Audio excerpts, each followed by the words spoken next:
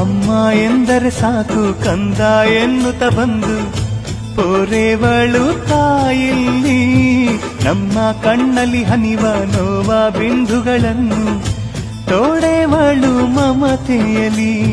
ಶ್ರೀ ಹುಲಿಗಿ ಧಾಮವಿದು ಭುವಿ ಕೈಲಾಸ, ಈ ಧಾಮದ ಮಣ್ಣಲ್ಲಿದೆ ಎಂದು ಹರುಷ. ಮಾದೇವಿಯ ಕರದಲ್ಲಿದೆ ತಾಯಿಯ ಸ್ಪರ್ಶ, ಈ ಸ್ಪರ್ಶವ ಪಡೆಯೋಣ ವರುಷ ವರುಷ. ಬಂದು ಸೇರಿ ಭಕ್ತಿಯಲಿ ಹುಲಿಗಿಯ ಜಾತ್ರೆಯಲಿ, ಭಕ್ತಿ ಭಾವದಿ ಪೂಜಿಸಿರಿ ಹುಲಿಗಾಂಬೆಯ.